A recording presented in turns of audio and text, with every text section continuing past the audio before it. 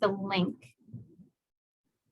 At the end, remind me if we get to the end and I haven't shared the link to this presentation, I will share the link to this presentation. So if people want to go back, watch any of the videos or look at any of the slides later on, you can go ahead and do that. So this is a presentation that was not put together by me. It was put together by two of my colleagues, Jessica Jones and Liddy Rich. They offered this session at our Language Literacy and Language Institute. And it was really well received and very, very popular. And I said, I'd really like to be able to offer this to a wider audience outside of Minnesota and make sure that volunteers who are doing conversation circles can access it as well. So Lydia and Jessica handed it over to me. I worked on making sure that it had, adjusting it for the time. And I also was able to get Jessica and Liddy to do some recordings unpacking the different techniques that they were talking about. So you're not going to be hearing just me talking. You're going to be hearing both Jessica and Liddy talking about the specific activities and how they implemented them in their in-person and their virtual classes during the pandemic. So would love to hear from people in the chat.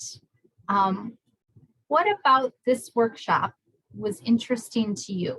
So we have our talk amongst yourselves, student facilitated conversation. What drew you to this workshop topic? So if people want to go ahead and pop in your answers in the chat. Let's hear from a few people.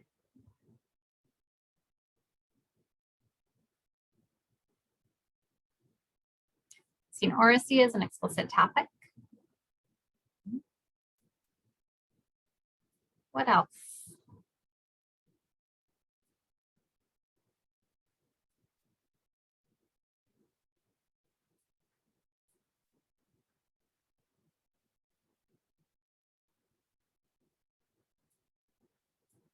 Seeing finding ways to get all students talking. Because there's a lot of student to teacher conversation, not enough student to student. Drawing and keeping students in class. A special arch for setting learners up for productive and robust STT experience in the breakout rooms. I'm going to be honest, I'm not 100% what that stands for. So you should unpack that for us. Collaborative environment, student talk time. Thank you. I haven't seen that abbreviation before. I'm seeing talking and getting more involved. Elicit, thank you, and getting students working together. Sometimes older students don't feel comfortable collaborating as much. Yeah, so hopefully some of the routines that we're going to be looking at and the techniques we're going to be talking about will be good for all learners. And this is, I primarily do ESL, but this is something that works for native speakers as well. These are techniques that can help people be having more academic conversation, becoming more comfortable conversationalists, and being prepared to have those conversations in kind of more academic or higher level learning opportunities. So here's what we're going to be talking about. We're going to be talking about how to create a supportive learning environment. We're going to look at teaching conversation skills, so explicit instruction and 3 skills that advance conversations. And then we will have, just giving everybody a heads up, a flexible activity to practice in small groups. So there will be a small group breakout where you're actually going to be trying out what we're going to talk about having learners do, and that'll come in about the next 10-15 minutes. So if you don't already have your camera on, I'm going to be inviting everyone to turn on your camera, unmute. So just prepare yourself for that. So what do students need first and foremost to engage in meaningful conversation? So for hints, this probably isn't something that you are going to find in a textbook.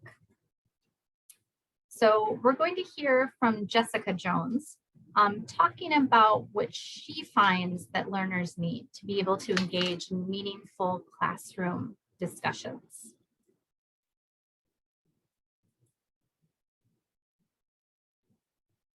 I've been reading a lot lately about the importance of relationship building in education. That, you know, for learning to happen, it's a consensual relationship among learners and teachers, and that if we want that learning to happen, it has to be supported by a really strong, genuine relationship, um, and a value for students and what they bring to the classroom. And for me, this was embodied in a couple things that I heard from students in the last couple weeks. And one was a student who was talking about what she likes about coming to class. And our class is primarily focused on small group conversation. It's meant to help students stay connected during this time of virtual learning and feel less isolated while also continuing to work on some speaking fluency. And what she said is that, you know, she likes coming to conversation class because her life's really stressful lately. But when she comes to class, everything just kind of disappears for an hour. For an hour, she's focused in a different kind of speaking, an opportunity to engage with different topics that aren't part of her daily life. And I think that kind of experience is only possible if students feel safe with one another and safe with their teacher and in the environment that they're in. And the other was from a student who's been engaging in some conversation groups specifically for parents who are supporting students who are either learning at home or doing homework at home, school age kids. And she said that the reason the group has been so helpful for her is that uh, it helped her to realize that she wasn't alone in the things that she was stressing about and that she was worried about. Um, and that helped melt away some of that stress of supporting kids in distance learning. So those are just a couple of reasons why this work of building conversation skills is also, to me, as much about building safe relationships and valuing the ideas that learners bring to conversation.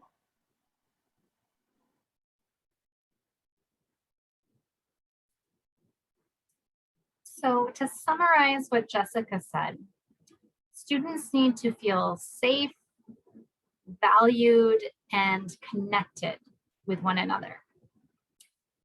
So from Zaretta Hammond's Culturally Responsive Teaching the Brain, she talks about how the brain seeks to minimize social threats and maximize opportunities to connect with others in community. So essentially, if somebody doesn't feel safe, if they don't feel heard, if they don't feel supported, not and I want to emphasize just not valued can trigger a lot of the same fight, flight, or freeze in the brain as feeling actively threatened. So if somebody doesn't feel safe, they don't feel like they're valued, they don't feel like they're being heard, that can be kicking in that cortisol, that fight, flight, or freeze in your brain that makes it incredibly hard to learn. Our brains are really attuned to social threats. And at the same time, our brains are also wired to be kind of community learners, to belong to a community, and to learn through social interaction. And so we are constantly seeking that out. So then our challenge as teachers is to be thinking about how do we create an environment in which students find safety and connection, are able to relax and let go of stress and can turn their attention to learning. And this isn't the primary focus of what we're going to be talking about today. We're going to be spending most of our time today talking about, well, what does this look like and how do we kind of scaffold and build students up to it? But it's a really important part of creating engaging and meaningful classroom conversations, because that skill building is going to be limited if we're not paying attention to relationship building and how culture and safety play out in the classroom. And that can be an in-person classroom or a remote classroom. And that safety, again, doesn't have to be a physical threat. It can be like feeling excluded or feeling not valued, or feeling like other students aren't actually listening to you. So as teachers, we want to be thinking about how do we do that ongoing work of learning about culturally relevant teaching, examining our own classroom culture, and making sure that we have that environments where students feel safe and secure in speaking up and participating. So if there is going to be one book that I would recommend, it is Culturally Responsive Teaching in the Brain by Zaretta Hammond. I actually have my copy right here, and it is very well marked up, and I have so much stuff highlighted in this. Excellent book, and it has a lot of really concrete suggestions that can be taken and applied right away. So if this is a topic that you're interested in digging into more, that Culturally Responsive Teaching in the Brain is just a great place to start. I think I belonged to 3 book clubs over the past year that discussed this book. So thinking about, okay, we want to be creating this classroom environment where students feel safe, where they feel valued, and they feel connected. So what are some concrete things that we can do to create that environment? So here's what we're going to be spending time digging into is these versatile conversation moves. Restate and summarize, asking follow-up questions, and adding on to an idea. So we had a chance, if you were in the previous session, we saw an example of learners doing this in small group breakout room or in a teacher facilitated discussion. So now we're going to talk about, well, how do we get people up to that point? So we have these conversation moves, and we want to be thinking about how do we use them in action. And for both Liddy and Jessica, they started by doing it in person, but then were able to shift it and bring in new students when they were doing it online. And in person, if you are teaching in person, one of the things that Jessica used, she actually had a printout of a paper that looked like this, the conversation groups, where 4 learners would sit around a table, and then they would literally put the paper down, and whoever it was pointing at, that was their role, and then they would rotate the paper as they went through the conversation to change roles. So everybody would have a role. The first person would choose a question and read it out loud. The second person would answer the question. The third person would summarize the answer you just heard. And the fourth person would ask a follow-up question. And then they would rotate the paper and everybody would switch roles and move on to another question. When it was moved to in-person, rather than having a paper, they had volunteers, or they themselves would be in the breakout rooms kind of calling through how this was going to happen. So like what we saw in the video where there was a volunteer teacher in the room with the students saying, okay, do you want to summarize? Can you ask a follow-up question? And yes, they always had the opportunity to pass. So we are going to try going through these conversation moves in a small group breakout so that you can get a sense of how exactly it works. And so I'm going to encourage you in the breakout room, I'd like you to follow the rules and follow the instructions so that you can feel and get a sense of yourself of what it's like to be doing these different roles and following these different steps, because we'll be talking later how we can then introduce these skills to students. So that means in your breakout room, one person is going to choose a question and answer it. The next person is going to summarize. And the third person, and I think third person, and you might have 4 or 5 people in your room, so then you'll have a few people asking follow-up questions. And if you're not able to unmute, that's just fine, because you can use the chat to ask follow-up questions. So here are the questions that you're going to be asking about, and I'm going to put these in the chat so you'll be able to see them when you're in the breakout room. First question is, who in your life do you spend the most time talking to and why?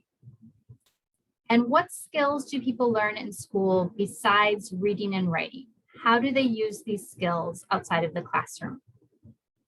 So you're going to have 4 or 5 people in your room, and you're going to have about 8 minutes. So let's do 8 minutes to try this out.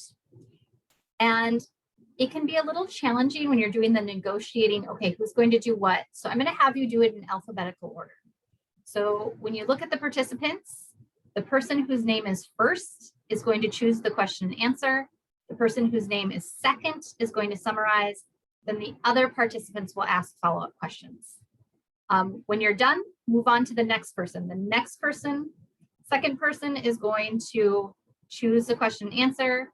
Then the third person is going to summarize, and then the other participants will ask follow-up questions. So those instructions are in the chat for you along with those questions. And then as you're going through this, just be paying attention to what skills are you using, and what emotions how do you feel about doing this routine? All right, so whenever we're ready, we're going to go into those small groups for 8 minutes. Open up your chat so you have the questions there and you have the instructions there, and then try this out and see how it works.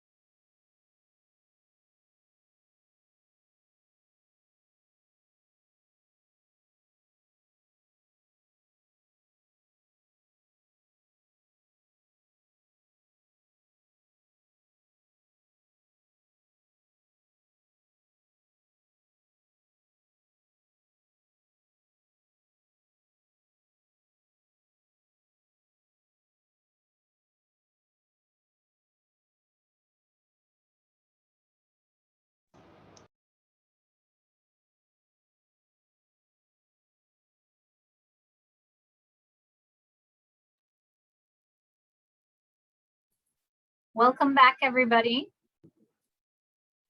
So you were just in your small groups and you got a chance to try out what we've been talking about. So let's unpack it a little bit.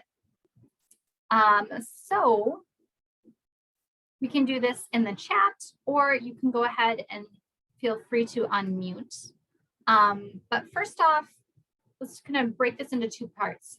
What was easy and what was challenging? And did the assigned roles affect how you interacted with each other? So in the chat, or feel free to unmute. What was easy, what was challenging? Did the assigned roles affect how you interacted with each other? Go ahead. It was easy to talk to each other. Great. We were so thankful that you put the instructions in the chat. That was very helpful, so we didn't have to try to remember them. Thank you. I couldn't find the instructions in my chat, so that was hard. Sorry about that. No, it's okay. I can't get my real name to come up. It says something dumb. So I was just looking. I don't know how to make it really come up. What's your name? Dorothy. Dorothy. Dorothy. Dorothy. Yeah. Let's see if I I got you. Okay, it says my newest 217 or something. Okay. Well, now it says you're Dorothy. Oh, okay. Thank you. I don't know how to do it. I can't get it to change on here. So Okay. So how about other people? Easy and challenging, and did those assigned roles affect how you interacted with each other? Okay. I see some stuff coming in the chat. Challenging issues were not part of the assignment, but background noise, yep. Those things that might be out of our control might also be out of learners' control. Easy to be able to answer the questions comfortably. Summarizing is much easier than thinking of relevant questions for the follow-up. Interesting challenge is making certain that everyone gets a chance to interact.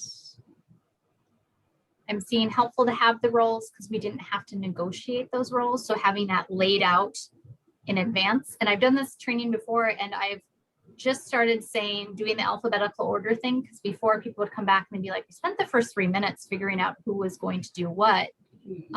Which if I'm working with learners, I'm very clear about who does what. But when working with teachers, I generally you can figure it out. But that takes time. And so the more clear we can be upfront, the more time people have to talk. I'm seeing that taking on the role of the summarizer or the follow-up question made you listen more carefully, because you have something you're going to have to do afterwards. There was some organic engagement. I see rules inform process, and rules provide comfort and context. There is comfort in having roles and having rules. And seeing about accountability, the listening roles keep us accountable to actively listening to the speaker.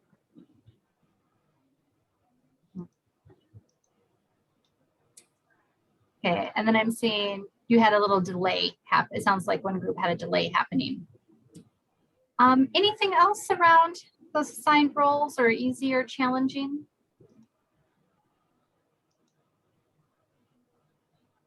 Let's look at the next few questions. What skills did you notice yourself using, and how does this inform how you would do this with your students?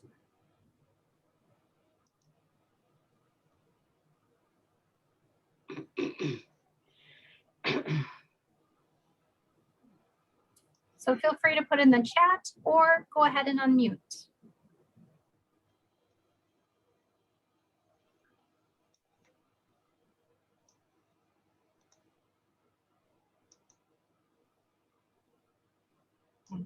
I see speaking slowly. Maybe that clear speech.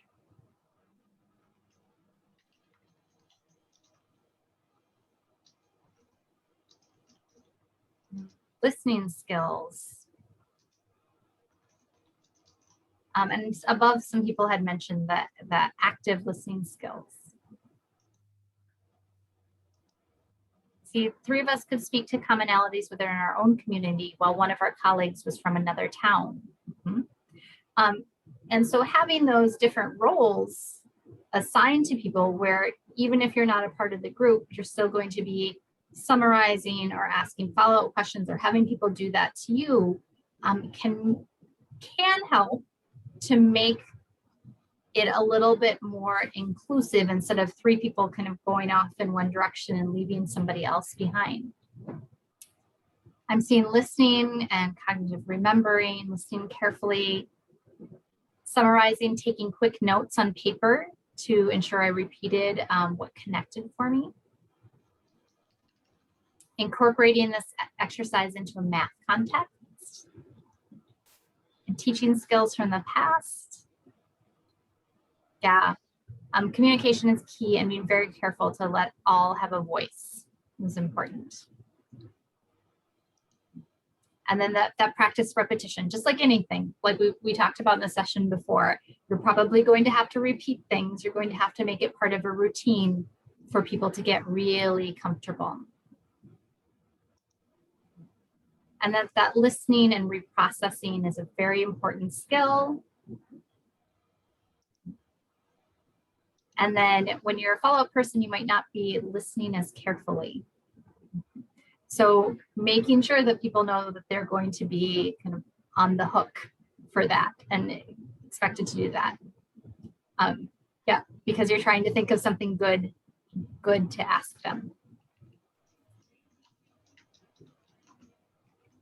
All right. Well, great. Keep popping thoughts in the chat if you have things. I'm going to have this keep going because we are going to move on to, now that you've had a chance to try it, how do we introduce this to learners? And the first thing we have to think about are the questions. So we're doing conversation. We're going to be using questions. There are 4 things we really need to remember with questions. First, we want questions to be concise, which means we might find questions from the site online. We might come up with questions ourselves, but we might have to write them and then kind of rewrite them to get them to be in more simple language, to get them to be succinct and concise.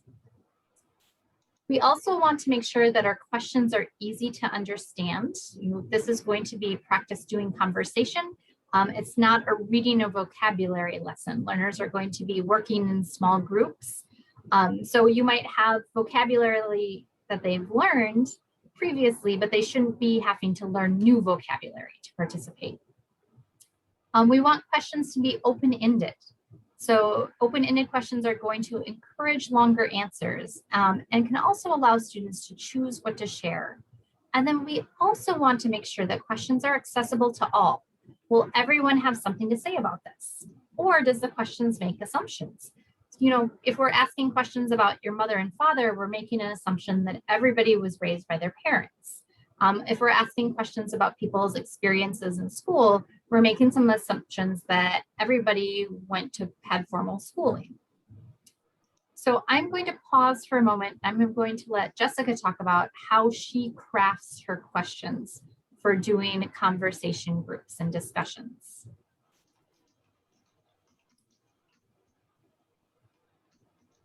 Crafting a really good conversation question is a bit of an art. And especially depending on the level of your students, and trying to keep the conversations interesting, deep, meaningful, but also making sure that you're creating that safe space for students by not putting them on the spot to answer something very personal. And it's an important rule in my conversation classes that everyone knows that they're never obligated to answer a question. They can always change the question a little bit if there's something that they don't want to answer. But in general, I try to craft questions that simply aren't going to put students in that situation. And the way I do that is to shift it from a you question that's asking something specifically about you or your experience to a question that is about something more general, a general opinion or an observation. So an example might be asking students to reflect on their teachers and their education and say, what do good teachers do? And that's a really general conversation that doesn't put anyone on the spot, as opposed to a question more like, who was your favorite teacher and why? Right, so that question asks someone to divulge something or be in a position of rating someone that they specifically know, whereas the other one is a more general question. Another example might be, have you ever been to the hospital? And what happened? Right? Again, that might be a story that someone doesn't want to share, or that's going to bring up some very negative memories and emotions. And so a more general question could be, in what situation do you think someone should go to the hospital? Or do you think someone should go to the hospital if they have a cough? Why or why not? Right? And both of those questions can get to some deeper conversation and some debate even, but they don't put the learner on the spot.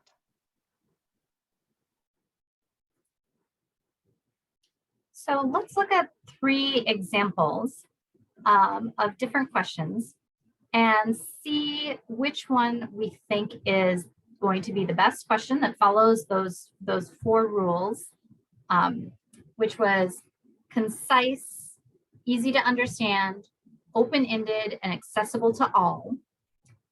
So which of these 3 questions do you think is the best and why?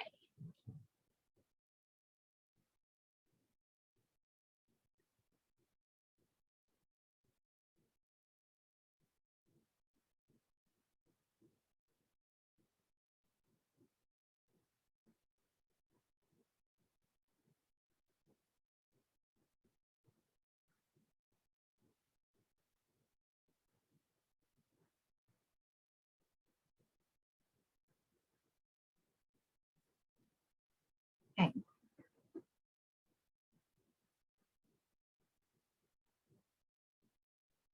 Great. So yes, 2 is a good question. Not putting pressure on the students. It's accessible. It allows everyone to share. Okay. Are there any problems with 2 though? Can anybody see any potential pitfalls with 2? Not a lot of chance for discussion. And number 3, they have to explain why, and it's kind of opinion based, and they could debate it. Okay, so 3 has more, it's more open-ended, it has more options for people to go back and forth. And I see ageism. If you have elder students in your class who might have some of the health problems that are being listed out, that could be something that people are aware of and are sensitive to. So things to keep in mind that depending on the level of your learners and depending on who's in your class, some questions might be better than others. So you might have some types of questions that you use with one group, and now I'm seeing more kind of back and forth between 2 and 3. 2 might work really well when you have, if you have lower level learners who have more limited vocabulary.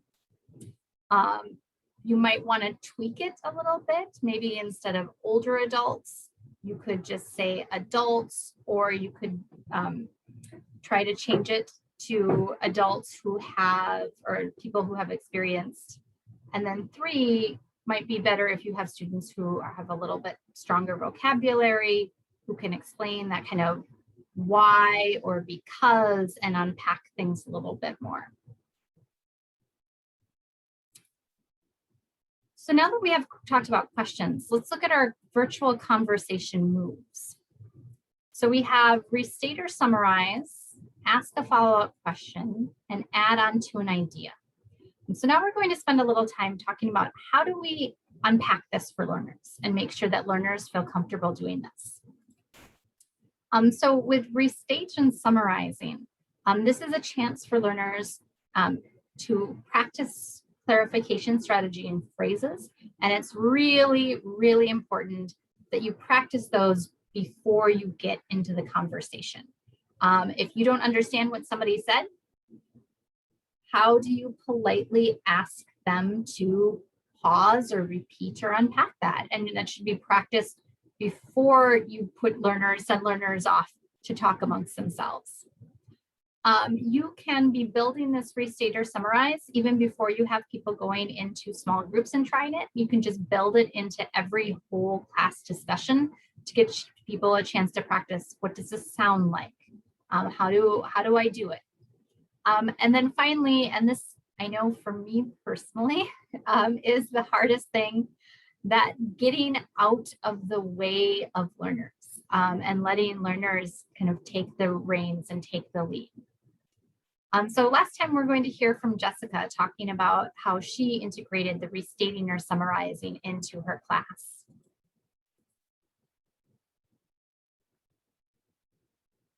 Restating or summarizing is a conversation move that I think is kind of the basis for all of the others, because it gives learners a chance to, well, it encourages them to listen actively. And then for the speaker, it gives them rather immediate feedback on how well they're communicating the ideas that they wanted to communicate.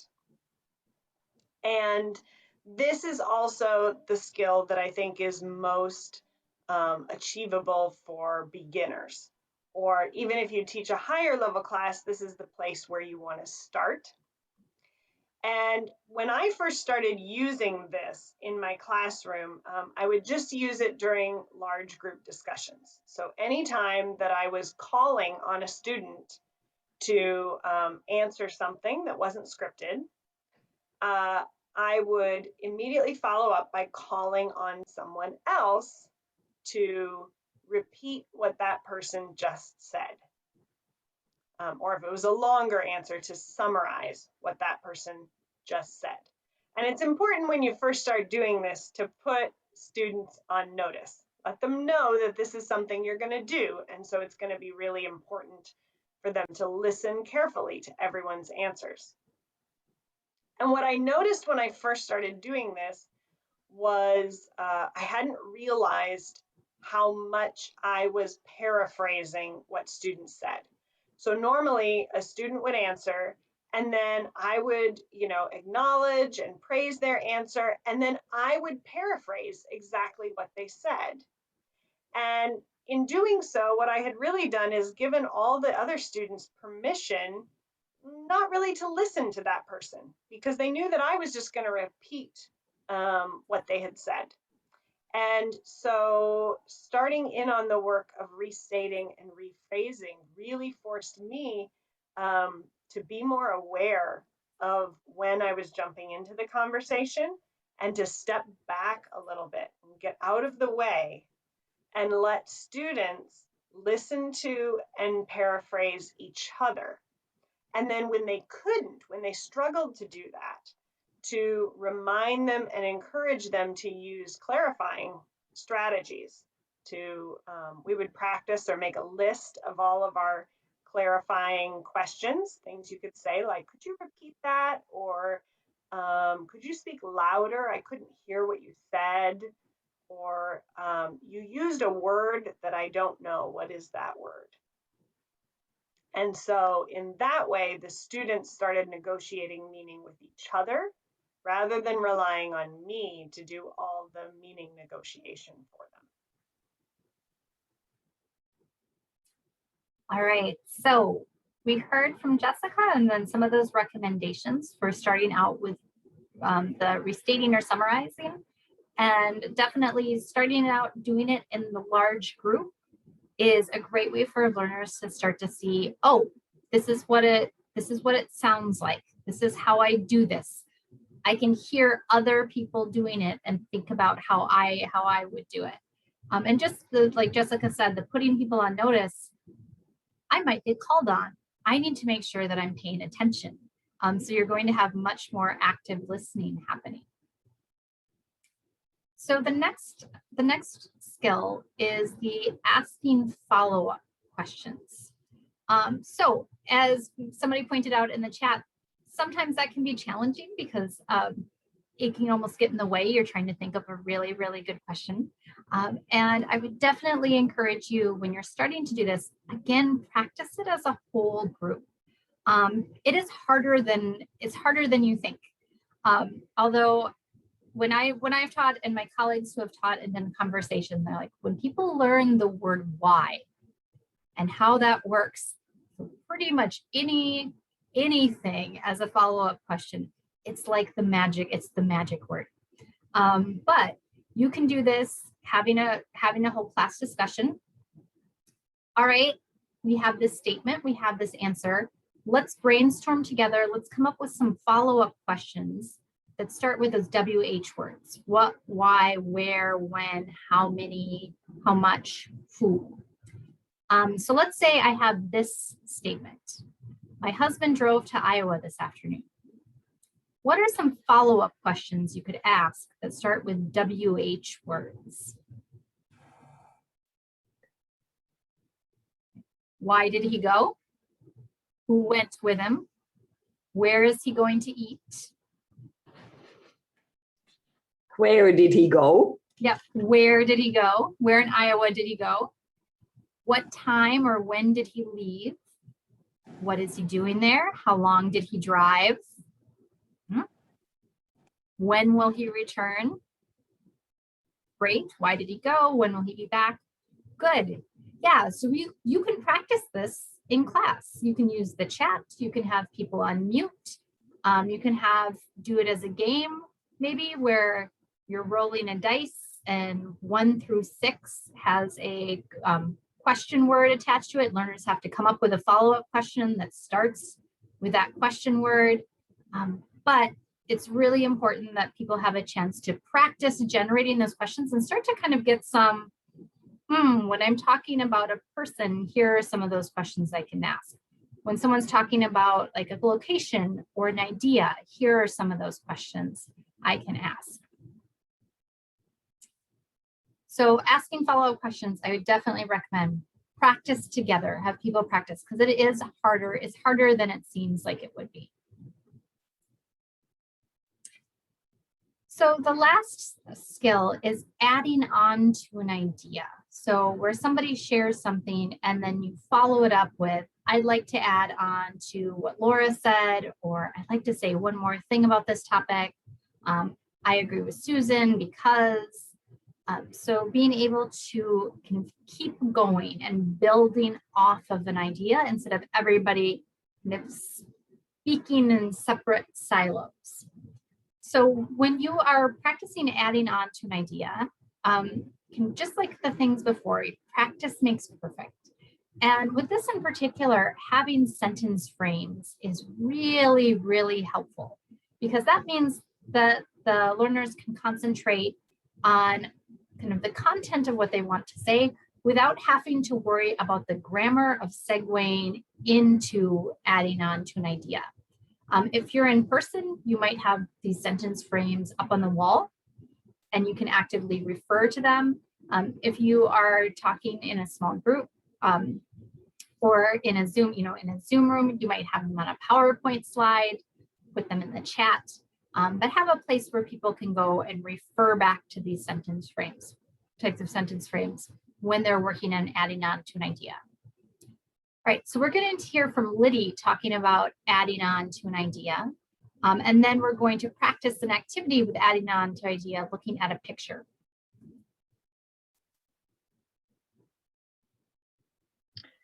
I use picture prompts a lot with my students. It's a great way for to have a group conversation where we're in a shared other reality. Students don't have to think about their own lives or bring other experiences into the conversations.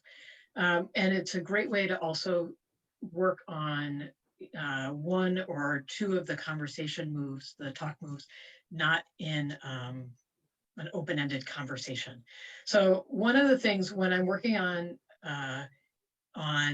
the adding on to an idea, I've put up a picture that has a lot of details, a lot of things to see, and just ask, what do you see? And I asked the students to do both the restating and retelling and then the adding on. So they'll look at a picture and I say, what do you see? Someone says, oh, I see a yellow car.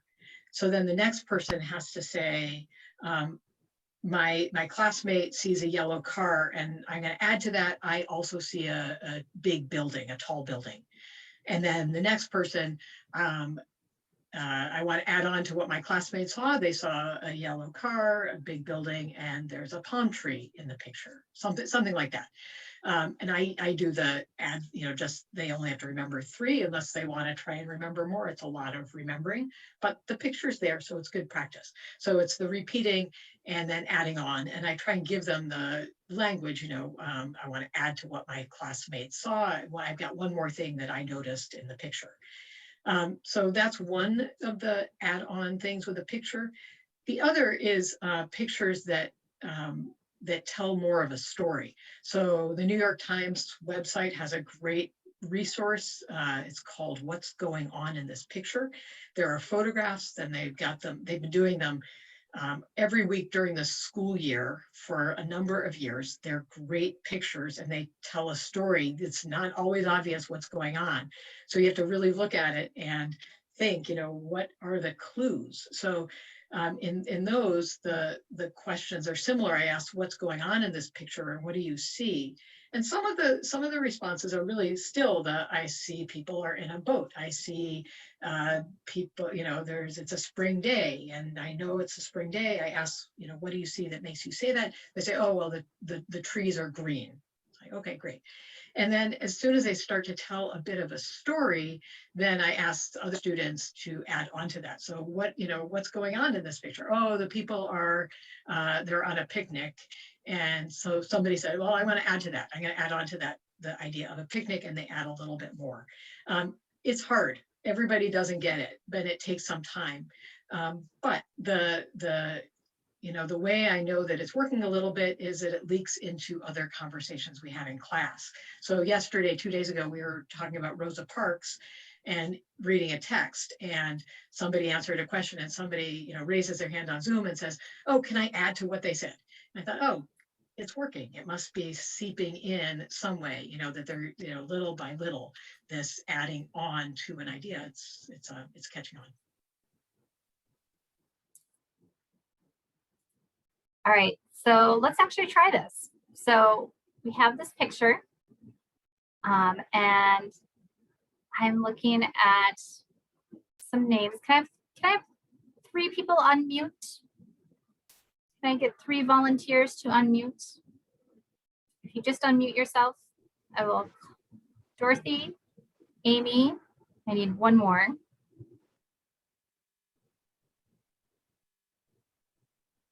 Diana, thank you.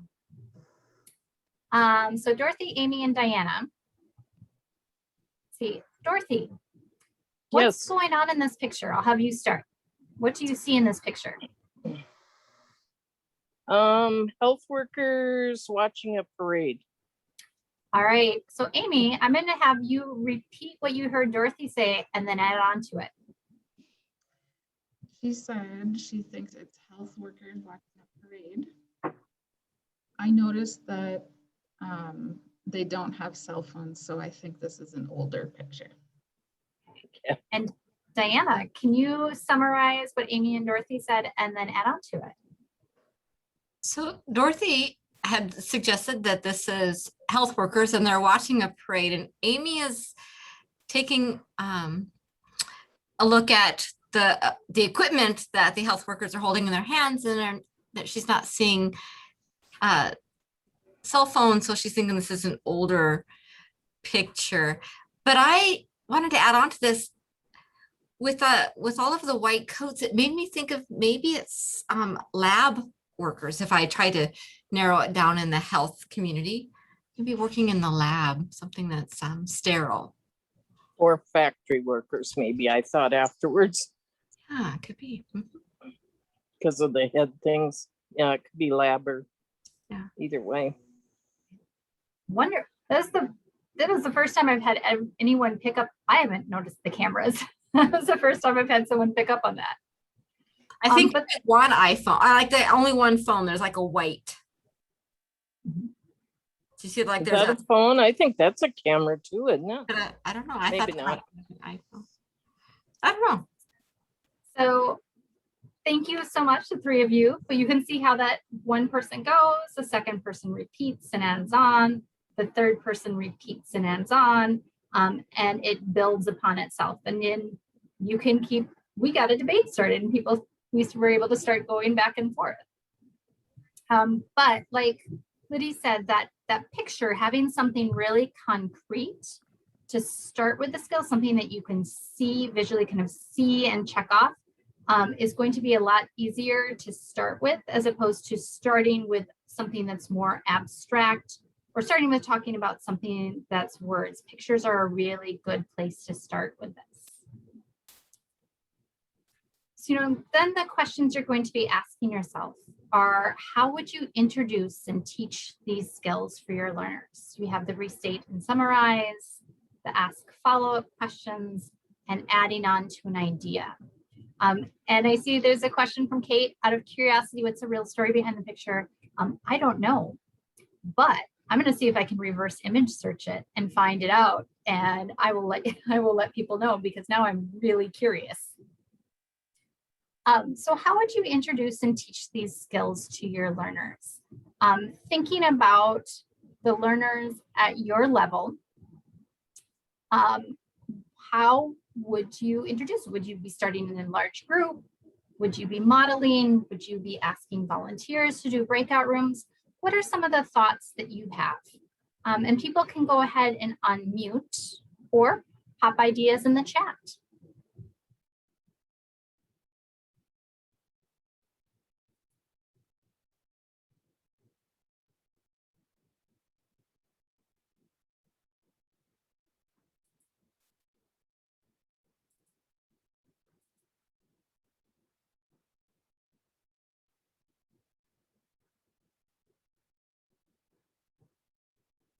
So I'm seeing from Jennifer, doing this in my opening conversations before class. Royce is saying with his level, ask them less open-ended questions first, and then ask someone else to repeat so they understand the idea of restating. So starting more simply, and then as people get comfortable, building up.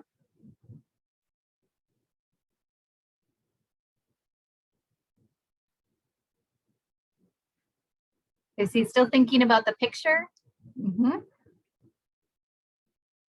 Yeah, and I see from Laura, facilitating this large group or whole class for several days or weeks before expecting students to do this independently in breakouts. Model and follow up with guided practice.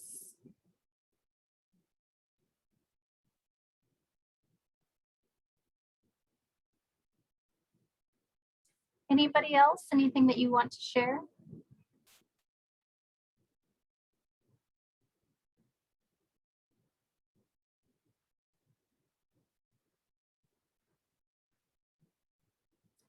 There's definitely parts you can take and use immediately.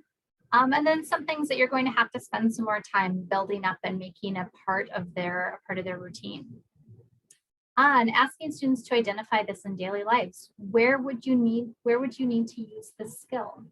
And that actually is reminding me of one of the questions that we talked about in the small group when we were practicing this, about is it important for learners to know how this skill will help them? And I say for anything, absolutely. So talking to learners, this isn't just getting better at talking to each other.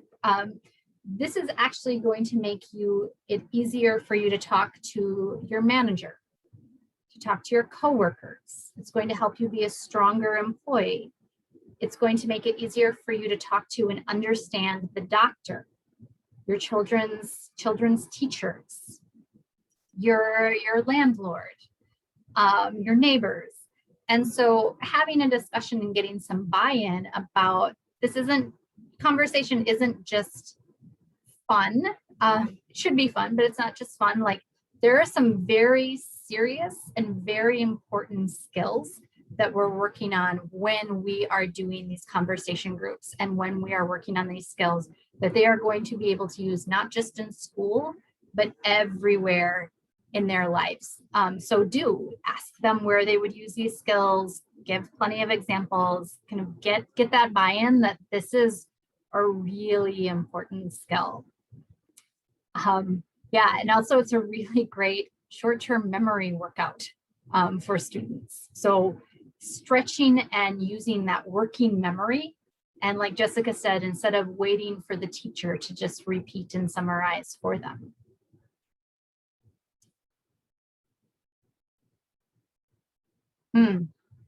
So I'm seeing from Lynn some state instruction, restate instruction with tools, show how to do it, then follow up with questions about the tools and equipment.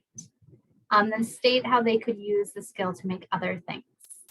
I love that. Just kind of a neat recap of that, kind of the I do it, we do it, and that checking comprehension that happens. Yep.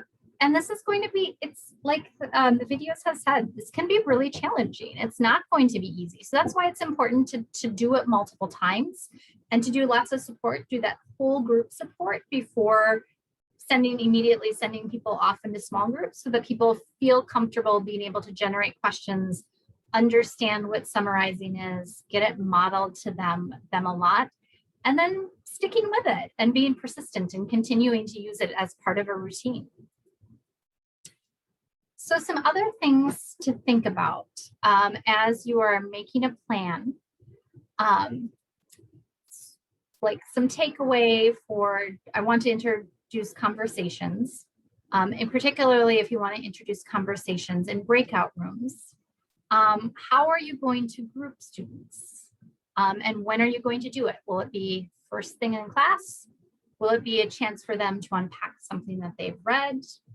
Will you put learners in multi-level groups? Will you put learners in groups that are similar level? What's going to work the best? How will you be providing the questions for learners to make sure that they can access them when they're in groups? If students are on a computer and they have a phone nearby, maybe they actively snap a picture of the phone. Maybe you have them copy the questions down, do a dictation. Maybe you paste them in the chat. Maybe you provide a link to an online document like we looked at in the past one. You also want to be thinking about how are you going to monitor groups? If you're using Zoom, you should definitely make sure you teach people, for example, how to use the help button to ask for help if they're having any tech problems or if they need additional support with unpacking the instructions. And then how will you be providing feedback? So is feedback going to happen kind of during the conversations? Or is it going to have to happen after the conversations? Like if you're participating in a group, do you want to give immediate feedback or do you want to do a summary of feedback afterwards? And if you have volunteers working with the group, this is an important thing to make sure you talk about with the volunteers. Something that can work really well for giving feedback for doing conversation is at the end to be like, so you said this and I understood. How I would usually say it would be, and then give an example of how they would use, the volunteer can give an example of how they would use the grammar that they would use or how they would say something. So knowing that conversation, that speaking, listening, and being heard is more important now than ever before. So I want to open up the chat for any questions or plans for using part of today's workshop. But while people are putting things in the chat, I'm going to play one last video from Liddy.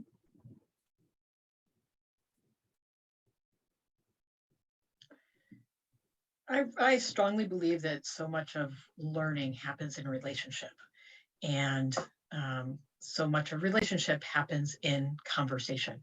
So in my English class, giving students opportunities to talk to each other, not only does it practice English language skills, the students get to practice talking to each other, and that automatically builds community within the classroom. The conversation circles gives them an opportunity where having a conversation with their classmates is the only agenda. In person and online both. There are many situations where I put them into a breakout room, or as a group we have a conversation, but often the conversation goal is really academic. But the conversation circles is really an invitation for students to know other students and to be known by them. And who doesn't want that, right? It gives them an opportunity. I mean, I make it really clear that the primary goal is speaking and listening. It's not a writing activity. It's not a reading activity. There's no follow-up that becomes a writing activity.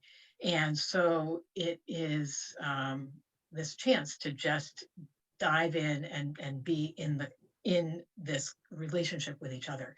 And how do I know it works? I know watching in person, I know watching them check in with each other, and seeing them have conversations at break. And online, I've actually had that as well, where I've turned off my camera, I've turned off my microphone, I'm drinking my water or whatever, and I can hear them talking to each other. I've had conversations, cross-cultural conversations, students that have never met each other in person. The other day they were talking about, hey, do you want to be my English buddy? We can talk to each other outside of class. And I thought, how awesome is that? So it's pretty great.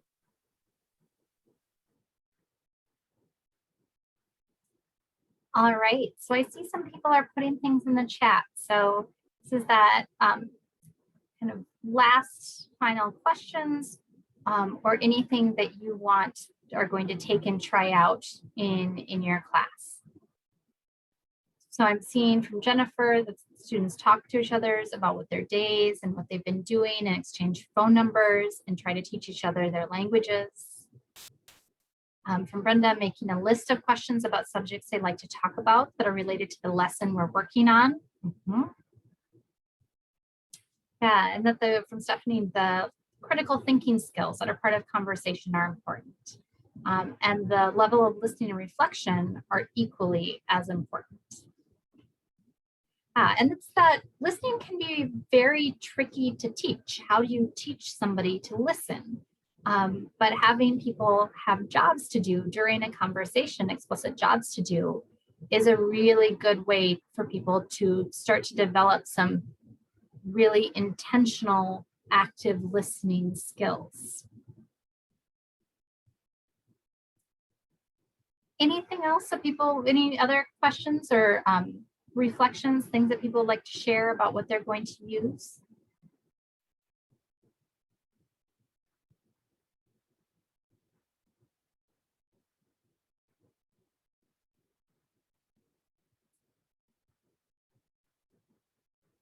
Here's an example of wait time.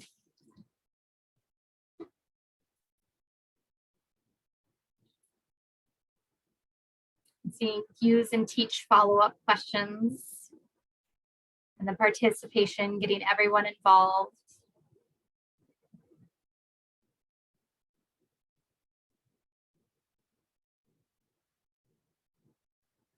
All right, well, feel free to keep typing things in the chat. Oh, can you summarize? Yep, so starting with that. And like Jessica said, that's a great one to start with, because all levels, and if you were in the session before, you saw even the very, very beginning level learners were kind of starting out on their English journey, were definitely able to do some summarizing and talk about what they heard using simple language. All right, so I'm going to make sure while the final, we're wrapping up, and then as people the next person is winning a door prize. I'm going to share this with you so that you'll have access to those videos if you want to go back to anything, access to the slides, and access to this slide, which has different links that you might want to check out, including number 1, remote tutoring resource checklists from Literacy Minnesota. Number 2 is some online discussion prompt repositories. So places where you can find different discussion prompts that have already been written. You might, depending on your level, have to do some rewriting to make things more concise or more precise, but it's a really good place to start. And then the third one is some Literacy Minnesota tutor tips, including places where you can find different online picture prompt repositories.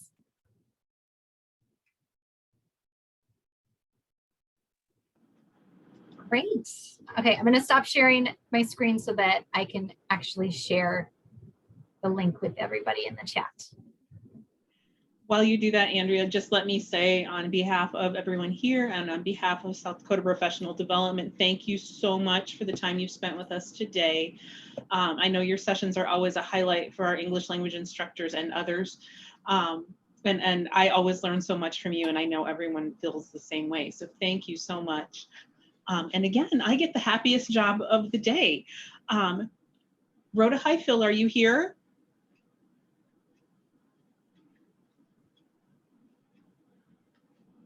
Either unmute and tell me or put it in the chat, Rhoda.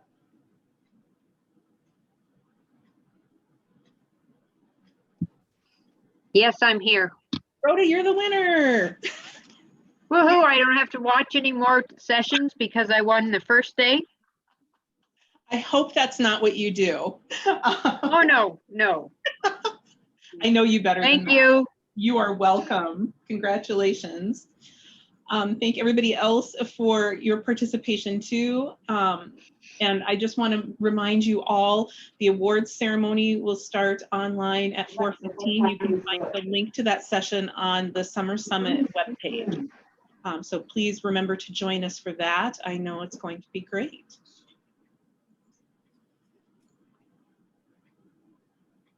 Anything else from anybody? If not, I'll say one more thank you to Andrea and let you all go. Thank you so much. Thank you. See you on Thursday. Thank you. Well done.